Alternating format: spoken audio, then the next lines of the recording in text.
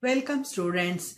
This is Social Science class 8th standard Economics chapter 1 Introduction to Economics. This is third video. If you have not watched the previous video, please check in the playlist. In my last video, I have discussed about meaning of economics, basic concepts of economics. Second point, I have discussed importance of studying economics and the meaning of economic activities and the four kinds of economic activities. Today, let us start discussing about the fourth point, differences between microeconomics and macroeconomics. Microeconomics. Microeconomics means small. The word micro means very small. Microeconomics implies the study of economics at a very small level. So how it describes about very small level, let us continue now. Microeconomics is the study of decision making in order to use our resources by the smallest components of the society. For example, individuals, households, business, firms. So, individuals means people. Individuals means people. Household means whatever goods are using in our houses, and business organization, firms, organizations are involving in providing facilities. So, in a small level, they are all called as microeconomics. For example, you have to buy various goods and services to satisfy your wants. In that time, your wants will satisfy. Which type of wants you have to satisfy? How much price you have to give to pay to the specific goods and services? Then, how many hours of work you are ready to work and where to work? So, these type of questions will arise in your mind or some of the decisions you have to make. So, in that time, the individual, the consumer makes their decisions for achieving a maximum satisfaction of the consumption. Suppose if you are eating ice cream, suppose if you are eating bakery items, whichever consumption you require maximum satisfaction, you have to take your decision according to it. So, second point of the microeconomics is production or the business unit is called a firm. So, that produces goods and services. Will have to decide about the quantity to be produced. So how much quantity? 1 kg, 5 kg, 100. In this way they have to see and they have to produce it. And they have to fix the price at which the goods and services to be sold. So it has to be decided about the combination of inputs or the factors of production so that it produces the desired quantity at a minimum cost. So the price, cost means price. So here price is less and the quantity is more. So in this way people will get satisfaction with the microeconomics. So microeconomics deals with the small aspects and more satisfaction with less money. Third one is the price is determined by the interaction of the buyers and the sellers in a market. How they interact? So they will ask, what is the price of the product? How much the money, the product fixed? So all this they will do the bargaining and afterwards if they are satisfied they will buy it. So what basis they decide a mutual acceptable price is also a subject matter of the microeconomics. So in macroeconomics, that type of acceptable price is not less as like microeconomics, there is a variation. So microeconomics is also very important in the economic activities of the economy. Let us discuss about macroeconomics. The word macro means total or large. Micro means small, macro means large. So the society or the country of the economy is a very large entity compared to the individual. So individual we give prominence under micro and The large economy society will come under macro. Some decisions have to be taken for the aggregate level, and that type of decision are taken at the level of the economy as a whole, or the subject matter of the macroeconomics. So the economic decisions like the collection of taxes, expenditure on the public amenities means facilities, welfare activities, regulation of inflation. Inflation means the prices are high in the economy. Production of economic growth, which are all belonging to macroeconomics, that will affect the whole economy, fall in the purview of the macroeconomics. In that time, such decisions are usually taken by the government. So we cannot fix the prices. So the government also have to take control of the economic growth, inflation, taxes, etc.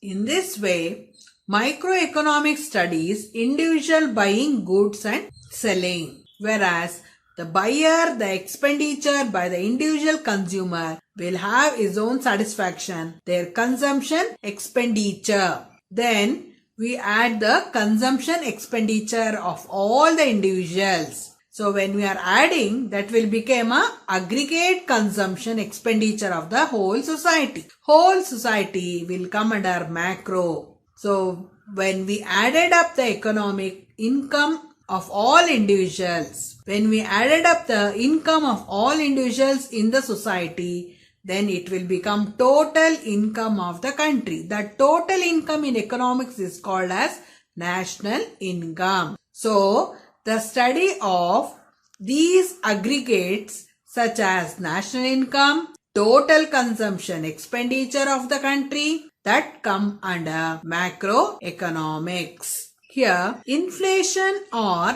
price rise is also another issue you have to study under macroeconomics. Inflation or price rise also affects the whole economy. If there is a less price, then it will not affect more. If it is a more, then it may affect economy. So people cannot buy more goods when the price is high. Suppose if the price is very low, our economy also cannot develop. So understanding its causes and effects as well as they have to make proper control, it comes under the study of macroeconomics. So when they are controlling, they'll face certain problems like unemployment, economic growth, development, etc.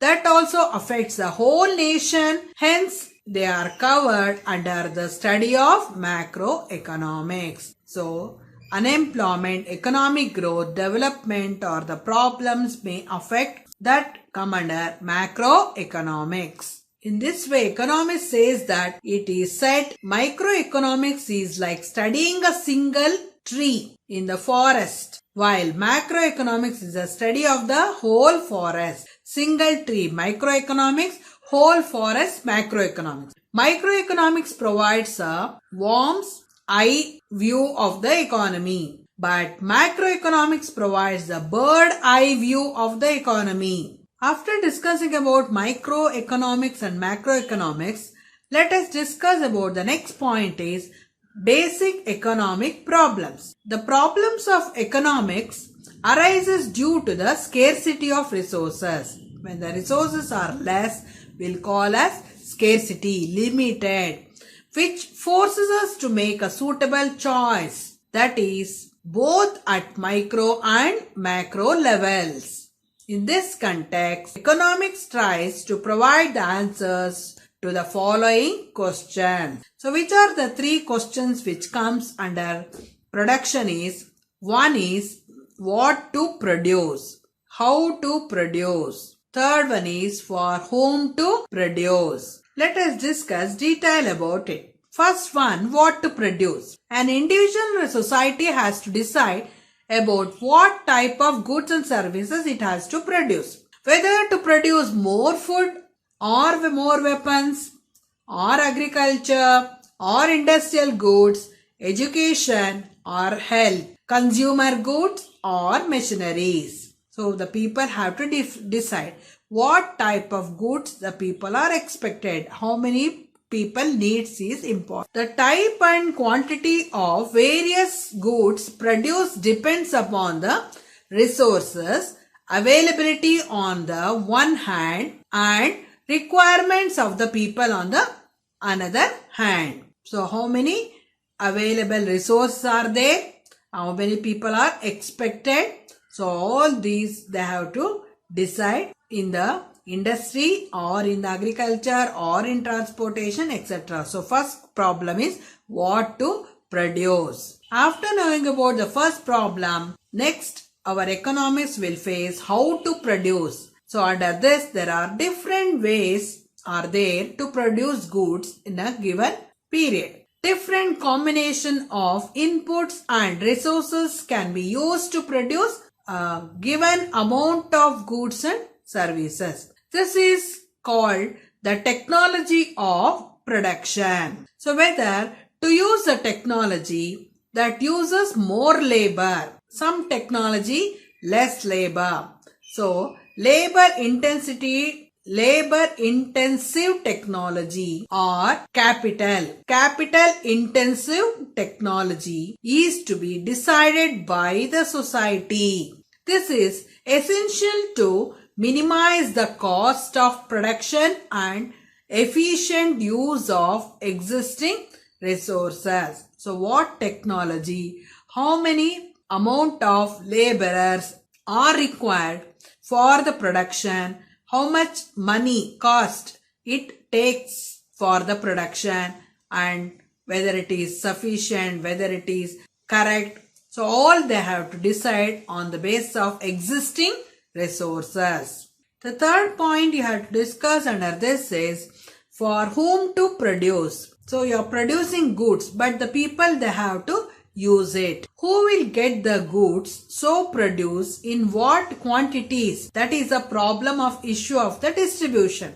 So each person should get at least a minimum quantity of goods and services for consumption. So you will eat chocolate 1 or 2 or 5 but each person cannot eat 100 or 500. So according to their consumption they have to supply food, rice and other essential products for the sake of fulfilling their needs. For instance, it may be the availability of the food, basic education, primary health. Thus, every society have to decide the distribution of scarce resources, limited resources, scarce means limited, and goods and services among all individuals.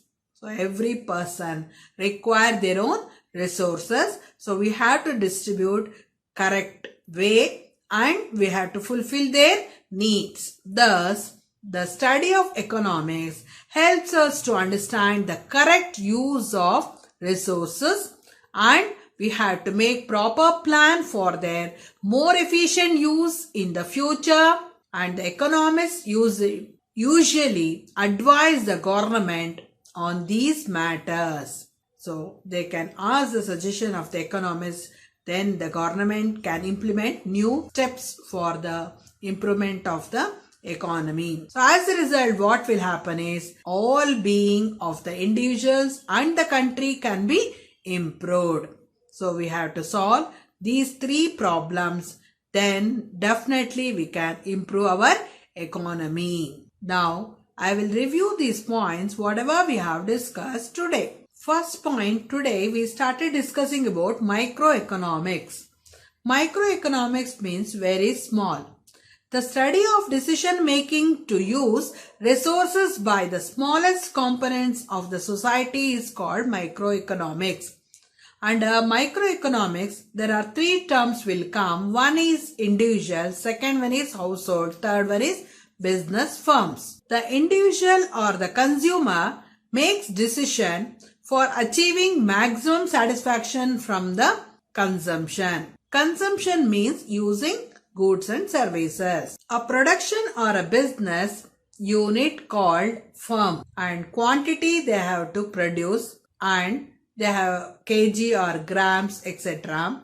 and they have to fix the prices that is called as minimum cost. Price is determined by the interaction of the buyers and the sellers in the market. Afterwards, how they interact, on what basis they decide a mutual acceptable price. That is also needed in the economy. After knowing about microeconomics, you have to understand macroeconomics. Under macroeconomics, meaning and certain importance about it.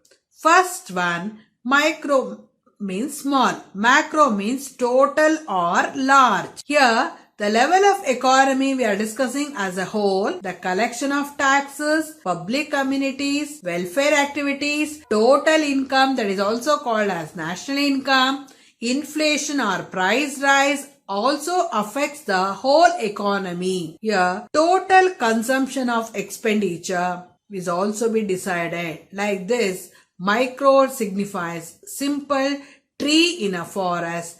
Macro we are discussing as a whole forest. After that, we started discussing about basic problems of economics.